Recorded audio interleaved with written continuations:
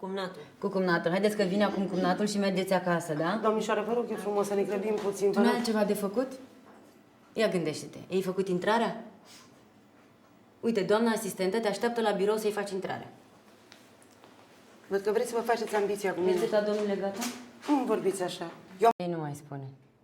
În primul rând, ar trebui să-ți înveți lungul nasului și să ne lași în pace, să ne facem meseria. Dar m-ați dat afară, domnișoară. Ce Dumnezeu? Suntem aici cu toții cadri medicale, nu se face. Nu, suntem cadre medicale de calificări diferite, doamna asistentă.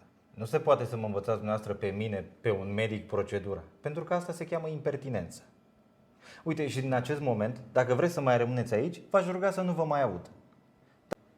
Văd că trebuie să repet, doamna asistentă. Deci, ori taceți din gură, ori mă lăsați să-mi văd de treabă, ori exit afară pe hol. Deci, aveți un hematom subdural cronic care trebuie operat. Adu-mi, te rog, un formular de consimțământ. Delia, completează-te un formular, te rog. Trebuie să operăm hematomul ăsta, dar pentru asta am nevoie de semnătura dumneavoastră, că sunteți de acord și că vă asumați toate riscurile care decurg din această operație. Bun. Acum, știți și acela un hematom? Da, am o fânătaie. Cum am spus?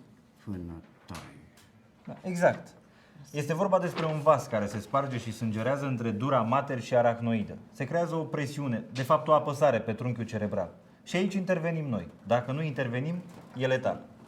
Însă intervenția nu e... Domnule doctor, scuzați-mă, să fiți atent la Crăciun. Da. Deci fiți atent la mine.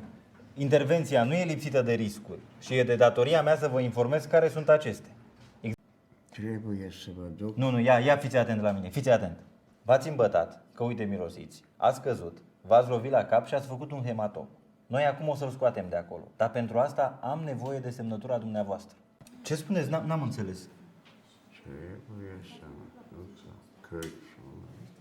Eu și fata Ianca. Stați liniștit că n-ajungem la Crăciun. Uite, acum intrăm în sală și vă operez, dar înainte de asta am nevoie de semnătura dumneavoastră. Vine și Eva cu soțul ei. Ia fiți un pic atent la mine.